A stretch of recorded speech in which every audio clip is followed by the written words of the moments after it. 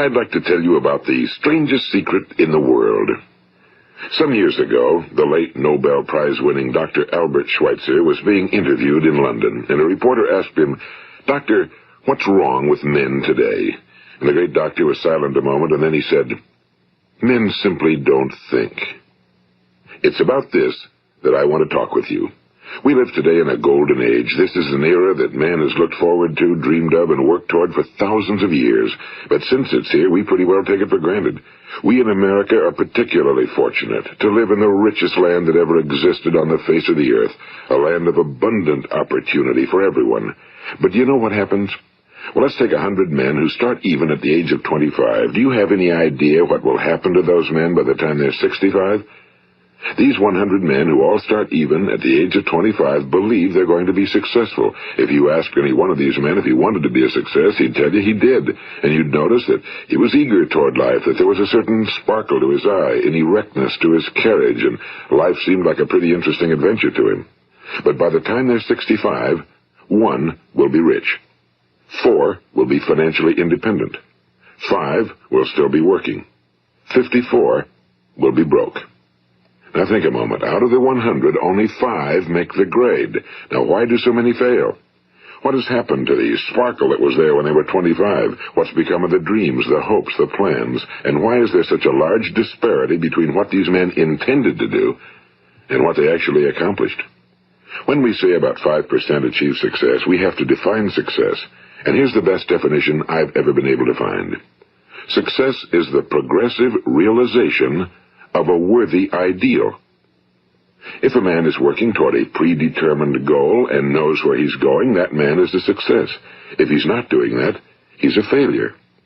Success is the progressive realization of a worthy ideal. Rollo May, the distinguished psychiatrist, wrote a wonderful book called Man's Search for Himself. And in this book he says, the opposite of courage in our society is not cowardice. It is conformity. And there you have the trouble today. It's conformity, people acting like everyone else without knowing why, without knowing where they're going. Now think of it. In America right now, there are over 18 million people 65 years of age and older. And most of them are broke. They're dependent on someone else for life's necessities. Now, we learn to read by the time we're 7. We learn to make a living by the time we're 25. Usually by that time, we're not only making a living, we're supporting a family. And yet, by the time we're 65, we haven't learned how to become financially independent in the richest land that has ever been known. Why? We conform. And the trouble is that we're acting like the wrong percentage group, the 95 who don't succeed. Now, why do these people conform? Well, they really don't know. These people believe that their lives are shaped by circumstances, by things that happen to them, by exterior forces. They're outer-directed people.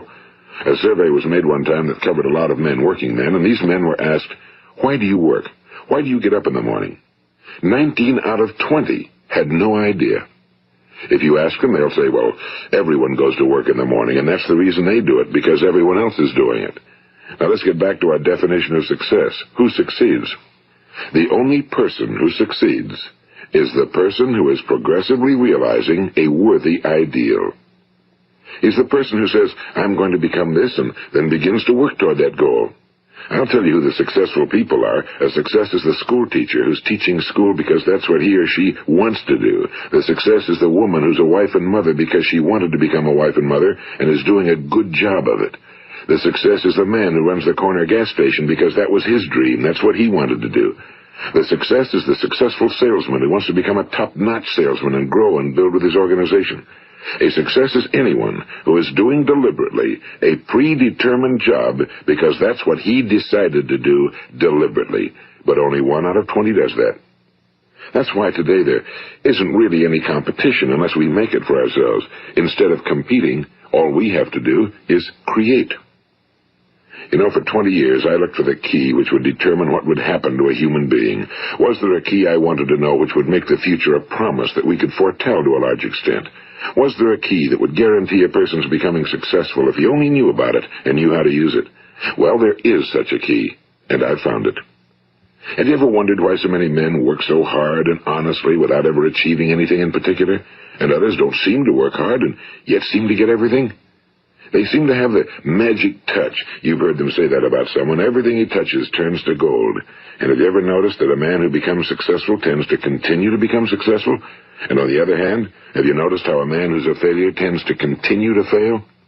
Well, it's because of goals. Some of us have goals, some don't.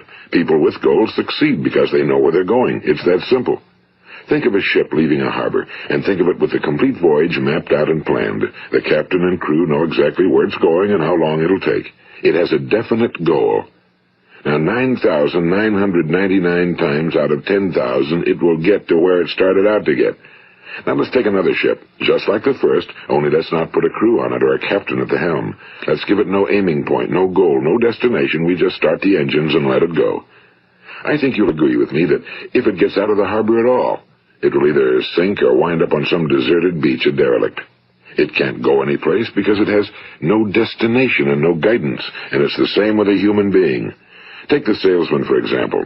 There's no other person in the world today with the future of a good salesman. Selling is the world's highest paid profession, if we're good at it and if we know where we're going. Every company needs top-notch salesmen, and they reward those men. The sky's the limit for them. But how many can you find? Someone once said the human race is fixed, not to prevent the strong from winning, but to prevent the weak from losing. The American economy today can be likened to a convoy in time of war. The entire economy is slowed down to protect its weakest link, just as the convoy had to go at the speed that would permit its slowest vessel to remain in formation. That's why it's so easy to make a living today. It takes no particular brains or talent to make a living and support a family today.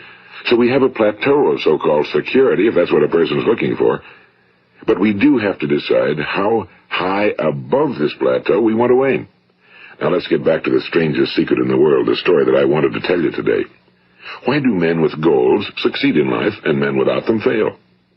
Well, let me tell you something which, if you really understand it, will alter your life immediately. If you understand completely what I'm going to tell you from this moment on, your life will never be the same again. You will suddenly find that good luck just seems to be attracted to you. The things you want just seem to fall in line, and from now on you won't have the problems, the worries, the gnawing lump of anxiety that perhaps you've experienced before. Doubt, fear, well, they'll be things of the past. Here's the key to success and the key to failure. We become what we think about. Now let me say that again. We become what we think about. Throughout all history, the great wise men and teachers, philosophers and prophets have disagreed with one another on many different things. It's only on this one point that they are in complete and unanimous agreement. Listen to what Marcus Aurelius, the great Roman emperor, said. A man's life is what his thoughts make of it. Disraeli said this. Everything comes if a man will only wait.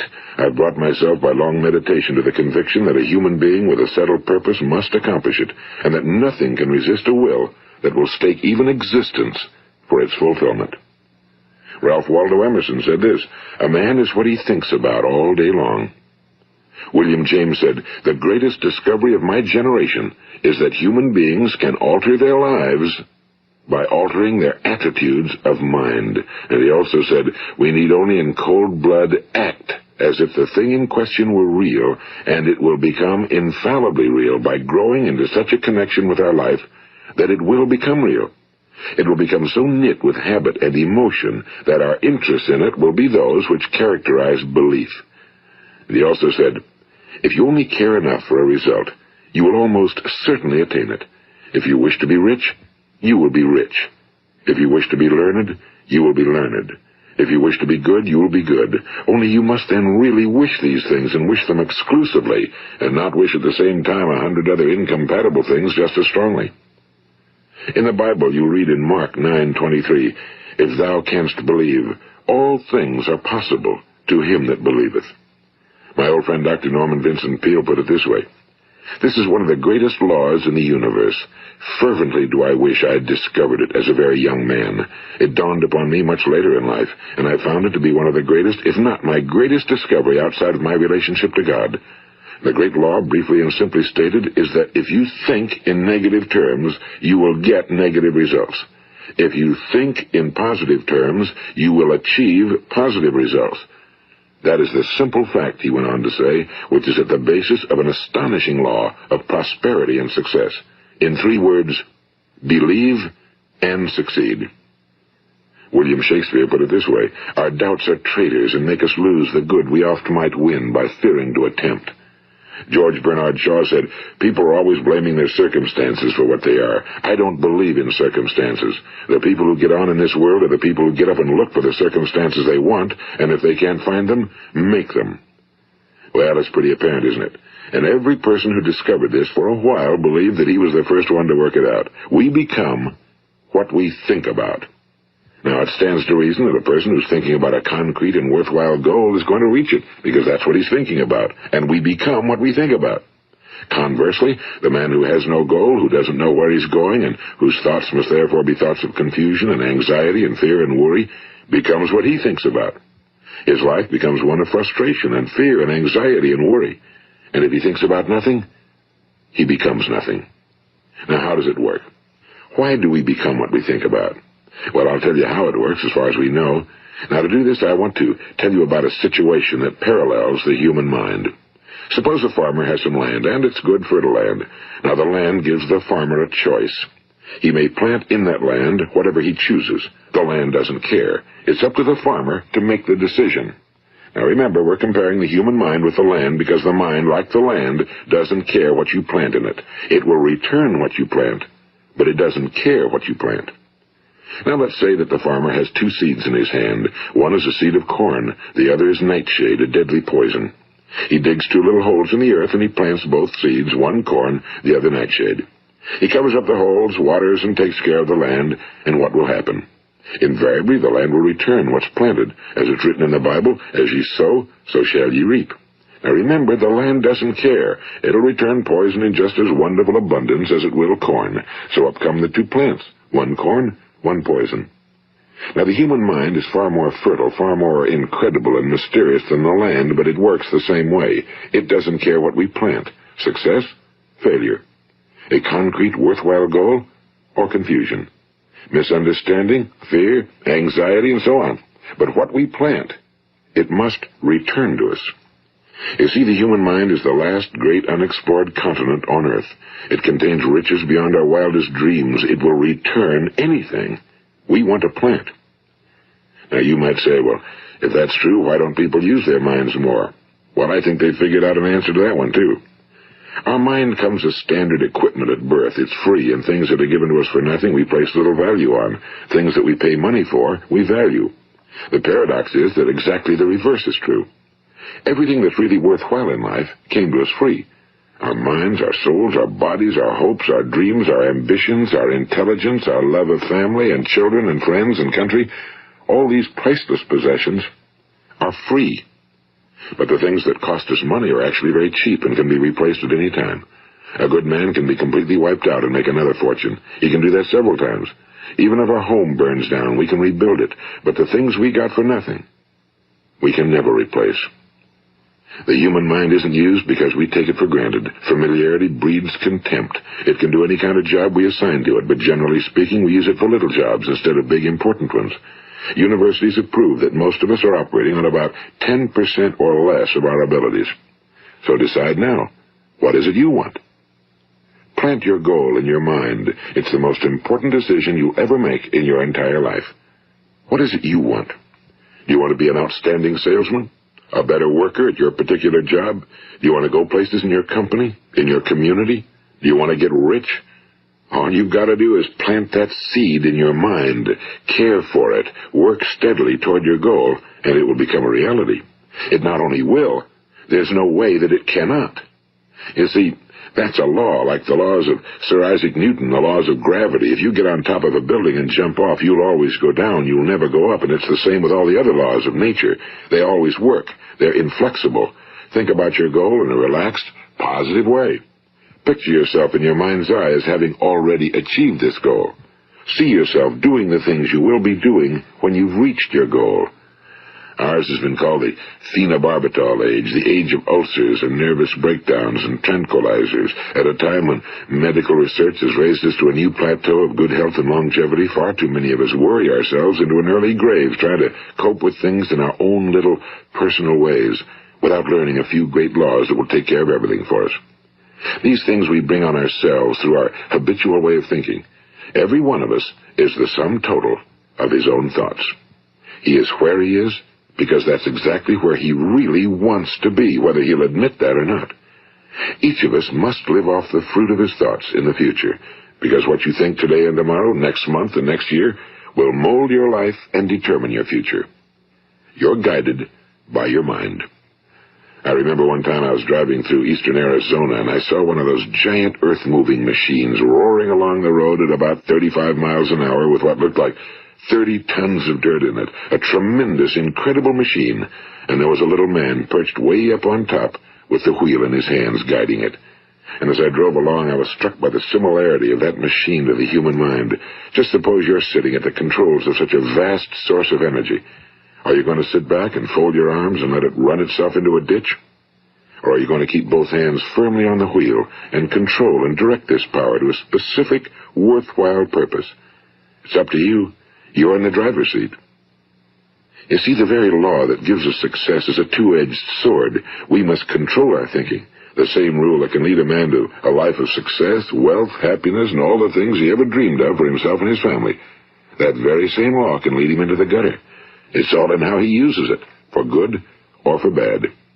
This is the strangest secret in the world. Now, why do I say it's strange, and why do I call it a secret? Actually, it isn't a secret at all. It was first promulgated by some of the earliest wise men, and it appears again and again throughout the Bible, but very few people have learned it, understand it. That's why it's strange, and why for some equally strange reason it virtually remains a secret. I believe that you could go out and walk down the main street of your town and ask one man after another what the secret of success is, and you probably wouldn't run into one man in a month who could tell you. Now, this information is enormously valuable to us if we really understand it and apply it. It's valuable to us not only for our own lives, but the lives of those around us, our families, employees, associates, and friends. Life should be an exciting adventure. It should never be a bore.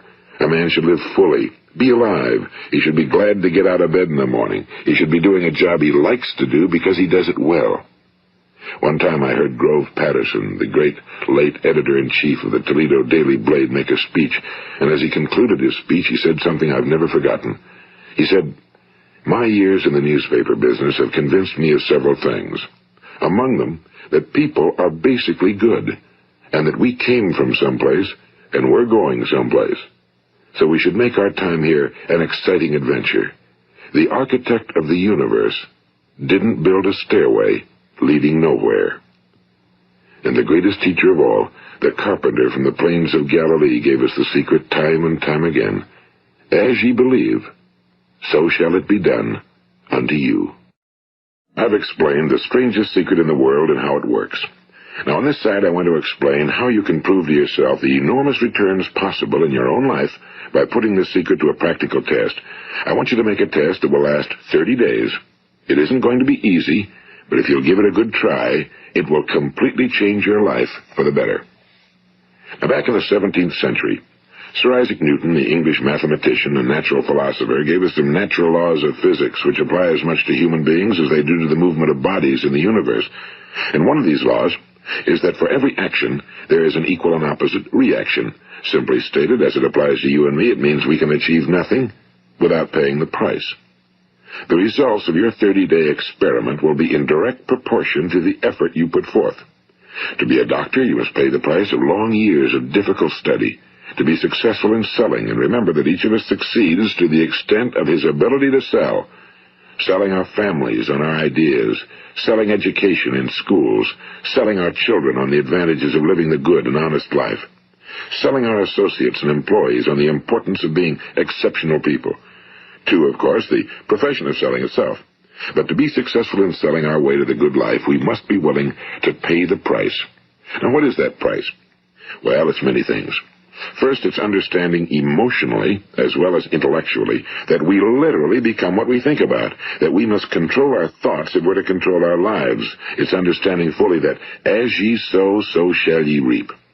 Second, it's cutting away all fetters from the mind and permitting it to soar as it was divinely designed to do. It's the realization that your limitations are self-imposed and that the opportunities for you today are enormous beyond belief. It's rising above narrow-minded pettiness and prejudice. And third, it's using all your courage to force yourself to think positively on your own problem, to set a definite and clearly defined goal for yourself, to let your marvelous mind think about your goal from all possible angles, to let your imagination speculate freely upon many different possible solutions, to refuse to believe that there are any circumstances sufficiently strong to defeat you in the accomplishment of your purpose, to act promptly and decisively when your course is clear, and to keep constantly aware of the fact that you are, at this moment, standing in the middle of your own acres of diamonds, as Russell Conwell used to point out. And fourth, save at least 10% of every dollar you earn. It's also remembering that no matter what your present job, it has enormous possibilities, if you're willing to pay the price. Now let's just go over the important points in the price each of us must pay to achieve the wonderful life that can be ours. It is, of course, worth any price. 1. You will become what you think about. 2. Remember the word imagination and let your mind begin to soar. 3. Courage. Concentrate on your goal every day. 4. Save 10% of what you earn. And 5. Action. Ideas are worthless unless we act on them. Now, I'll try to outline the 30-day test I want you to make. Keep in mind that you have nothing to lose by making this test and everything you could possibly want to gain.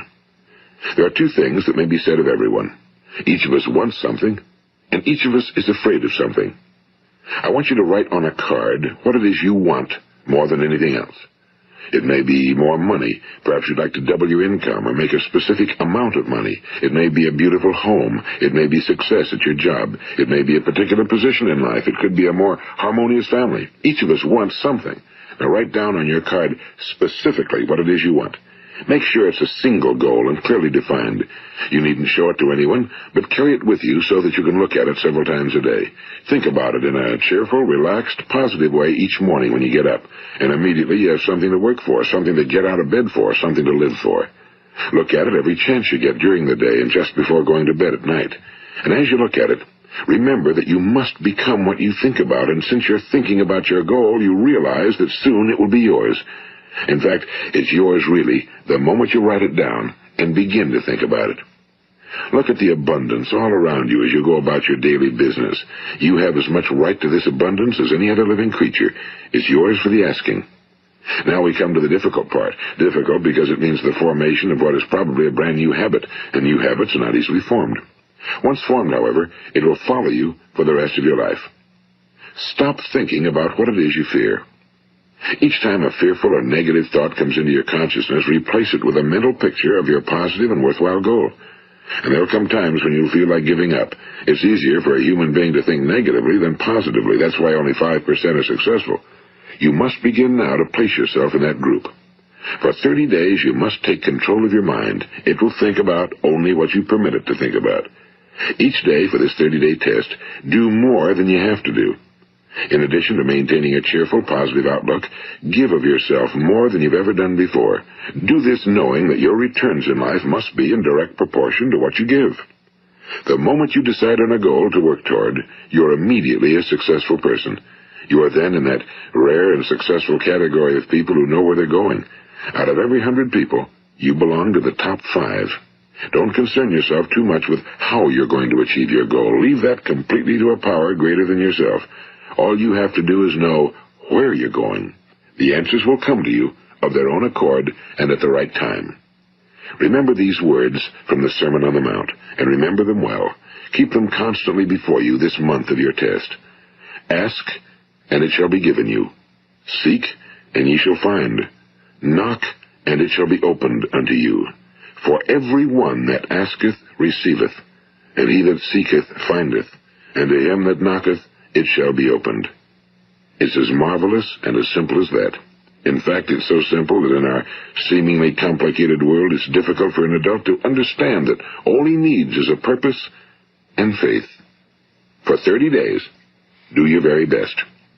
If you're a salesman, go at it as you've never done before, not in a hectic fashion, but with the calm, cheerful assurance that time well spent will give you the abundance in return you deserve and want. If you're a homemaker, devote your 30-day test to completely giving of yourself without thinking about receiving anything in return, and you'll be amazed at the difference it makes in your life. No matter what your job, do it as you've never done it before for 30 days. And if you've kept your goal before you every day, you'll wonder and marvel at this new life you've found. Dorothea Brand, the outstanding editor and writer, discovered it for herself and tells about it in her fine book, Wake Up and Live. Her entire philosophy is reduced to the words, act as though it were impossible to fail. She made her own test with sincerity and faith, and her entire life was changed to one of overwhelming success. Now, you make your test for 30 full days. Don't start your test until you've made up your mind to stick with it. You see, by being persistent, you're demonstrating faith. Persistence is simply another word for faith. If you didn't have faith, you'd never persist. If you should fail during your first 30 days, by that I mean suddenly find yourself overwhelmed by negative thoughts, you've got to start over again from that point and go 30 more days. Gradually, your new habit will form until you find yourself one of that wonderful minority to whom virtually nothing is impossible. And don't forget the card. It's vitally important as you begin this new way of living. On one side of the card, write your goal, whatever it may be. On the other side, write the words we've quoted from the Sermon on the Mount. Ask, and it shall be given you. Seek, and ye shall find. Knock, and it shall be opened unto you. Nothing great was ever accomplished without inspiration. See that during these crucial first 30 days, your own inspiration is kept at a peak. And above all, don't worry. Worry brings fear, and fear is crippling. The only thing that can cause you to worry during your test is trying to do it all yourself. Know that all you have to do is hold your goal before you. Everything else will take care of itself. Remember also to keep calm and cheerful. Don't let petty things annoy you and get you off course. Now, since making this test is difficult, some will say, why should I bother? Well, look at the alternative. No one wants to be a failure. No one really wants to be a mediocre individual. No one wants a life constantly filled with worry and fear and frustration. Therefore, remember that you must reap that which you sow. If you sow negative thoughts, your life will be filled with negative things. If you sow positive thoughts, your life will be cheerful, successful, and positive. Now, gradually, you will have a tendency to forget what you've heard on this recording. Play it often. Keep reminding yourself of what you must do to form this new habit. Gather your whole family around at regular intervals and listen to what's been said here. You know, most men will tell you that they want to make money without understanding the law. The only people who make money work in a mint. The rest of us must earn money. This is what causes those who keep looking for something for nothing or a free ride to fail in life. The only way to earn money is by providing people with services or products which are needed and useful. We exchange our time and our product or service for the other man's money. Therefore, the law is that our financial return will be in direct proportion to our service. Now, success is not the result of making money. Making money is the result of success, and success is in direct proportion to our service. Most people have this law backwards. They believe that you're successful if you earn a lot of money. The truth is that you can only earn money after you're successful. It's like the story of the man who sat in front of the stove and said to it, "Give me heat, and then I'll add the wood." How many men and women do you know, or do you suppose there are today, who take the same attitude toward life? There are millions. We've got to put the fuel in before we can expect heat. Likewise, we've got to be of service first before we can expect money. Don't concern yourself with the money. Be of service. Build, work, dream, create. Do this, and you'll find there's no limit to the prosperity and abundance that will come to you. Prosperity, you know, is founded upon a law of mutual exchange. Any person who contributes to prosperity must prosper in turn himself. Sometimes the return will not come from those you serve, but it must come to you from someplace, because that's the law. For every action, there is an equal and opposite reaction. As you go daily through your 30-day test period, remember that your success will always be measured by the quality and quantity of service you render, and money is a yardstick for measuring this service. No man can get rich himself unless he enriches others. Now, there are no exceptions to a law. You can drive down any street in America and from your car estimate the service that's being rendered by the people living on that street. Had you ever thought of this yardstick before? It's interesting. Some, like ministers and priests and other devoted people, measure their returns in the realm of the spiritual, but again, their returns are equal to their service. Once this law is fully understood, any thinking person can tell his own fortune. If he wants more, he must be of more service to those from whom he receives his return. If he wants less, he has only to reduce his service. This is the price you must pay for what you want. If you believe you can enrich yourself by deluding others, you can end only by deluding yourself. It may take some time, but just as surely as you breathe, you'll get back what you put out. Don't ever make the mistake of thinking you can avert this. It's impossible. The prisons and the streets where the lonely walk are filled with people who tried to make new laws just for themselves. We may avoid the laws of man for a while, but there are greater laws that cannot be broken. An outstanding medical doctor recently pointed out 6 steps that will help you realize success. 1. Set yourself a definite goal. 2. Quit running yourself down. 3. Stop thinking of all the reasons why you cannot be successful and instead think of all the reasons why you can. 4. Trace your attitudes back through your childhood and try to discover where you first got the idea you couldn't be successful, if that's the way you've been thinking. 5. Change the image you have of yourself by writing out a description of the person you would like to be. And 6. Act the part of the successful person you have decided to become. The doctor who wrote those words is a noted West Coast psychiatrist, Dr. David Harold Fink. Do what the experts since the dawn of recorded history have told you you must do. Pay the price by becoming the person you want to become. It's not nearly as difficult as living unsuccessfully. Make your 30-day test, then repeat it again, and each time it will become more a part of you until you'll wonder how you could ever have lived any other way. Live this new way and the floodgates of abundance will open and pour over you more riches than you may have dreamed existed. Money? Yes, lots of it. But what's more important, you'll have peace. You'll be in that wonderful minority who lead calm, cheerful, successful lives. Start today. You have nothing to lose, but you have a whole life to win. This is Earl Nightingale, and thank you.